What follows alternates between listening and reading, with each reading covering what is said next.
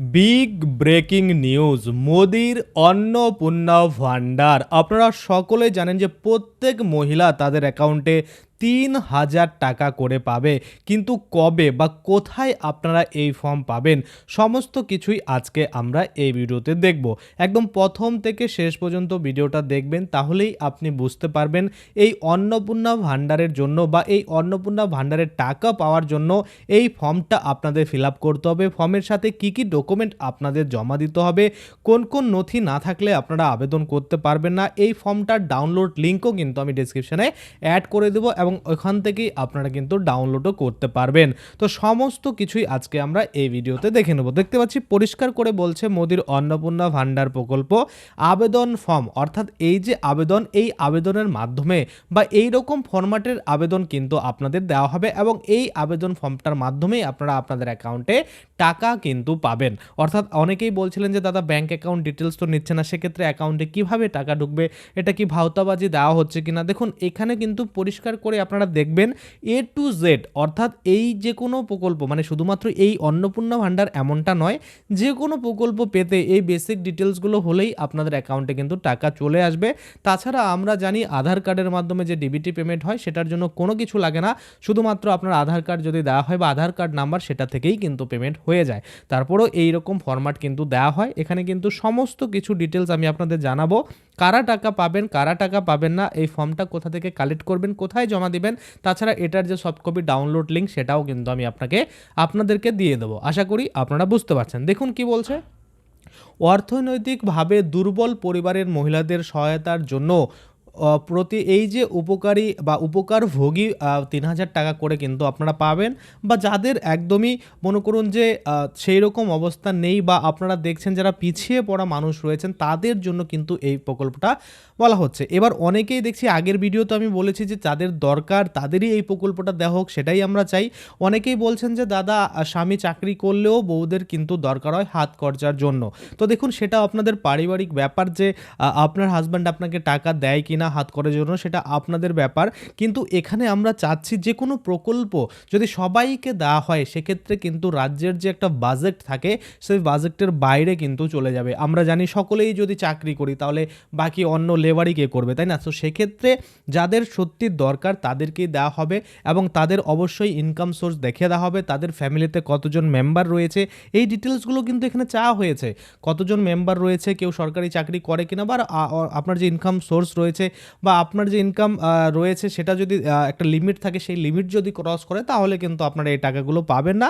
আর এটা কিন্তু খুব সহজেই তারা ডিটেক্ট করে নিতে পারবে, কেননা আপনার রেশন কার্ড নাম্বারও কিন্তু এখানে নেওয়া হচ্ছে।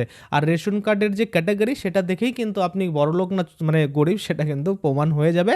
যার জন্য কিন্তু আপনারা এই যে ফর্ম যখন ফিল আপ করে দেবেন সকলেই কিন্তু টাকা পাবেন না, এটা আগে থেকেই মাথায় ঢুকিয়ে নিন। এবার এমনও হতে পারে যে লক্ষ্মীর ভাণ্ডার মতো ঢালা সবাইকে টাকা দিচ্ছে, রাজ্যের অনেক টাকা হয়ে গেছে, কেন্দ্র থেকে বস্তা বস্তা টাকা এনে রাজ্যের মধ্যে ঢেলে দিচ্ছে, এরকমটা হতে পারে। আপনারা যদি ভাবেন এরকমটা হবে তাহলে হবে, কিন্তু আমার তো মনে হয় না এরকমটা হবে। চলুন এবার আমরা চলে আসি মূল ফর্মে। দেখুন এখানে কি বলা হয়েছে, এখানে পরিষ্কার করে নির্দেশিকা দেওয়া হয়েছে যে 1 নম্বরে বলছে ফর্মটি বড় হাতের কিন্তু লিখতে হবে, বা এখানে বাংলায় রয়েছে সেক্ষেত্রে বড় হাতে ছোট হাতে লেখার কোনো ব্যাপার নেই, যদি ইংলিশে থাকতো তাহলে কিন্তু লিখতে হতো। আচ্ছা, সমস্ত তথ্য সত্য ও সঠিক হতে হবে। আপনি যে তথ্যগুলো দিবেন যেন কোনো ভুয়ো না হয়, যদি ভুয়ো হয় সেক্ষেত্রে কিন্তু সমস্যা হবে, বা আপনি পরবর্তীতে কিন্তু আপনার যে টাকা সেটা অ্যাকাউন্টে পাবেন না এবং আরও অন্যান্য যে শাস্তিমূলক মানে ব্যবস্থা রয়েছে সরকারের থেকে সেটাও কিন্তু আপনার হতে পারে। তারপরে কি বলছে, প্রয়োজনীয় নথির সত্যায়িত কপি বা জেরক্স কপি কিন্তু সংযুক্ত করতে হবে। এবার আপনাদের মনে একটা কোশ্চেন আসে, দাদা কি কি তাহলে ডকুমেন্ট দিতে হবে, দেখুন সেটা নিয়েও আমরা আলোচনা করব। আচ্ছা, তারপরে যদি দেখি আবেদনকারীর ব্যক্তিগত তথ্য, আচ্ছা অ্যাপ্লিকেন্টের যে মানে ব্যক্তিগত তথ্য সেটা কিন্তু এখানে চাওয়া হচ্ছে, পার্সোনাল ডিটেলস কিন্তু এখানে চাওয়া হচ্ছে। দেখি কি কি চাওয়া হচ্ছে। প্রথমেই ক দিয়ে বলছে, আপনারা দেখতে পাচ্ছেন যে আবেদনকারীর নাম, অর্থাৎ যে আবেদন করছে তার নামটা কিন্তু এখানে সুন্দর করে লিখে দিতে হবে। আচ্ছা, তারপরে আমরা দেখতে পাচ্ছি জন্ম তারিখ, অর্থাৎ এই যে ব্যক্তি আবেদন করছে, যিনি আবেদন করছে তার যে ডেট অফ বার্থ রয়েছে, বয়স যে রয়েছে সেটা কিন্তু এখানে লিখতে হবে। যেমন প্রথমে দিন, তারপরে মাস, তারপরে বছর, ডেট অফ বার্থটা লিখে দিলেন। লিখে দেওয়ার পরে স্বামী বা পিতার নাম এখানে কিন্তু দিতে হবে। এবার যখনই এখানে স্বামী বা পিতার নাম আপনারা লিখে দিলেন, তারপরে কিন্তু এখানে আপনার যে বয়স রয়েছে সেটা বছরে কত রয়েছে সেটা কিন্তু লিখতে হবে, দেখতে পাচ্ছেন।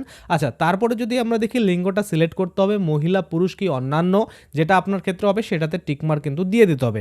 এবার একটা জিনিস এখানে দেখুন, এখানে পুরুষ একটা অপশন দিয়েছে।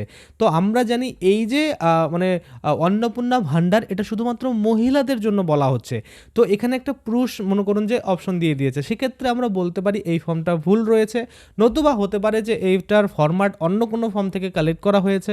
না হলে আমরা এটা বলতে পারি যে অন্নপূর্ণা ভাণ্ডার পুরুষ মহিলা উভয়ে কিন্তু পাবে, যেটা আমরা যুব শক্তির মাধ্যমে কিন্তু দেখছি। হতে পারে একটাই আবেদনে দুটো কিন্তু হতে পারে, বা এমন করে অপশন দিতে পারে যে অন্নপূর্ণা এবং যুব শক্তি, সেটার জন্য কিন্তু একটাই ফর্ম ফিল আপ করা হবে।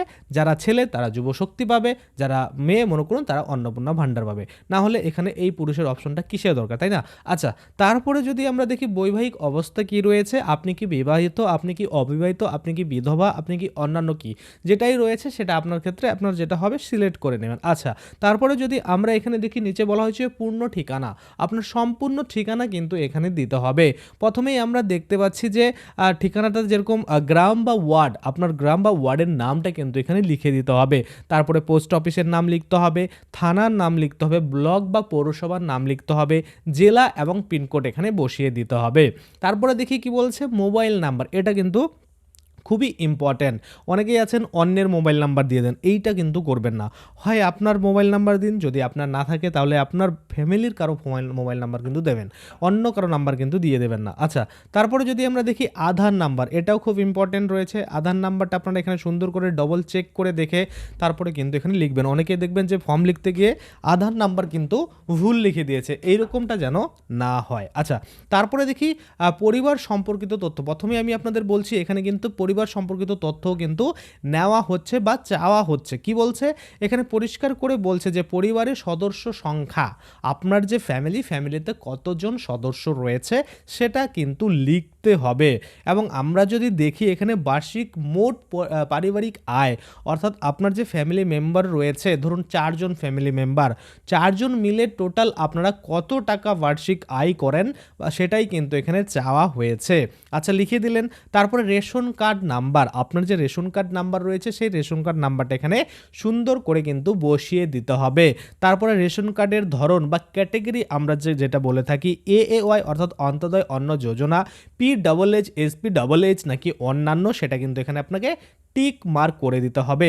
আচ্ছা, তারপরে আরেকটা জিনিস বলেছে সেটা হচ্ছে BPL বা অন্তোদয় কার্ড যদি থাকে তাহলে কিন্তু একদম ওই নাম্বারটা আপনারা এখানে দিতে পারেন। অনেকেই রয়েছেন যারা খুবই কিন্তু মানে বুঝতেই পারছেন তাদের অন্তোদয় কার্ড রয়েছে, অনেকটাই দুস্থ রয়েছেন, সেক্ষেত্রে কিন্তু তারা এখানে এই ঘরটাতে তাদের যে অন্তোদয় কার্ড রয়েছে সেটার মানে কার্ড নাম্বার, না হলে BPL কার্ড থেকে থাকলে BPL কার্ড নাম্বার, সেটা কিন্তু এখানে আপনারা লিখে দিতে পারেন। আচ্ছা, তারপরে বসবাসের ধরন, অর্থাৎ আপনি যে বাড়িতে থাকেন সেটা কি আপনার নিজস্ব বাড়ি নাকি ভাড়া করা বাড়ি নাকি অন্যান্য, যেটা রয়েছে সেটাই কিন্তু এখানে আপনাকে সিলেক্ট করে দিতে হবে। আচ্ছা, তারপরে যদি আমরা দেখি বর্তমান পেশা, এটা কিন্তু এখানে বলা হয়েছে।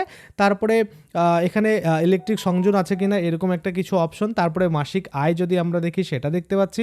তারপরে আমরা দেখতে পাচ্ছি ব্যাংক অ্যাকাউন্টের তথ্য, অর্থাৎ ভাতা সরাসরি ব্যাংক অ্যাকাউন্টে পাঠানো হবে, বেকেটে কিন্তু বলে দিয়েছে। অর্থাৎ যে ব্যাংক অ্যাকাউন্ট আপনি দেবেন সেই ব্যাংক অ্যাকাউন্টে কিন্তু সরাসরি আপনাদের যে টাকা সেটা কিন্তু পাঠিয়ে দেওয়া হবে। আচ্ছা, ব্যাংকের নাম, প্রথমত আপনার ব্যাংকের নাম দিতে হবে। ধরে নিলাম আপনাদের SBI ব্যাংকে আপনাদের অ্যাকাউন্ট রয়েছে, সেক্ষেত্রে এখানে কিন্তু স্টেট ব্যাংক অফ ইন্ডিয়া সেটা লিখে দিতে হবে। তারপরে অ্যাকাউন্ট নাম্বার, অর্থাৎ আপনার যে ব্যাংক অ্যাকাউন্ট নাম্বার রয়েছে সেটা কিন্তু সুন্দর করে দেখে এখানে বসিয়ে দেবেন। অর্থাৎ এখানে কিন্তু ডবল চেক করবেন যেন অ্যাকাউন্ট নাম্বার কোনোভাবে ভুল না হয়ে যায়, ভুল হলে কিন্তু অন্য কোথাও টাকা চলে যাবে।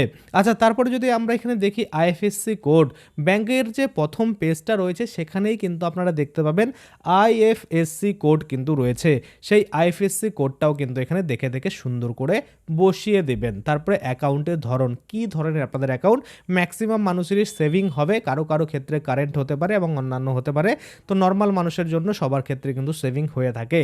আশা করি আপনারা বুঝতে পারছেন। আচ্ছা, এবার যদি আমরা দেখি প্রয়োজনীয় নথিপত্র, এখানে আপনি কি দিচ্ছেন সেটাও কিন্তু টিকমার্ক করে দিতে হবে। প্রথমেই আমরা দেখতে পাচ্ছি ১ নাম্বারেই রয়েছে আধার কার্ডের কপি, এখানে কিন্তু আপনাকে টিকমার্ক দিয়ে দিতে হবে। তারপরে রেশন কার্ডের কপি, তারপরে আমরা দেখতে পাচ্ছি বিপিএল বা অন্তোদয় কার্ড থাকলে সেটার ছবি বা সেটার যে জেরক্স সেটা কিন্তু দিতে হবে, যদি না থাকে তাহলে দেওয়ার দরকার নেই। আচ্ছা, তারপরে যদি দেখি ৪ নম্বরে ব্যাংক পাসবুকের প্রথম পাতার কপি বা জেরক্স, যেটা আমি বলছি যেখানে আপনাদের IFSC code, bank account number, আপনার নেম এগুলো কিন্তু লেখা থাকে। আচ্ছা, তারপরে যদি আমরা দেখি যে বাসস্থানের প্রমাণপত্র, যেখানে বেকেটে বলে দিয়েছে যে বিদ্যুৎ বিল, ভোটার আইডি, ভাড়া চুক্তি যদি থাকে সেটা, অর্থাৎ আপনি কোনো বাড়িতে ভাড়া থাকেন সেটা চুক্তিপত্র যদি থেকে থাকে সেটা দিলেও কিন্তু হবে। এবার অনেকেই আমাকে কোশ্চেন করছিলেন যে দাদা আমাদের বাসস্থানের প্রমাণপত্র হিসাবে আমাদের যে ভোটার কার্ড নেই বা ভোটার কার্ড কোনো কারণবশত ইনঅ্যাক্টিভ হয়ে রয়েছে, যদিও আমরা পরবর্তীতে সেটা হয়তো অ্যাপ্রুভাল পাবো, সেক্ষেত্রে কি করণীয়, বা ভোটার কার্ড নেই এরকম যদি কোনো সমস্যা থাকে, তাহলে দেখুন এখানে 3টে অপশন দিয়েছে। হয় আপনাকে বিদ্যুৎ বিল দিতে হবে, না হয় আপনাকে ভোটার আইডি দিতে হবে, না হলে আপনাকে ভাড়া চুক্তি সেটা কিন্তু দিতে হবে। আচ্ছা, তারপরে যদি দেখি আয়ের প্রমাণপত্র যদি থাকে, অর্থাৎ ইনকাম সার্টিফিকেট আপনাকে কিন্তু সাবমিট করতে হবে, যদি থাকে বলেছেন, না দিলেও কোনো প্রবলেম নেই। তারপরে বলছে 1 কপি পাসপোর্ট সাইজের ছবি, সেটা কিন্তু এখানে দিতে হবে।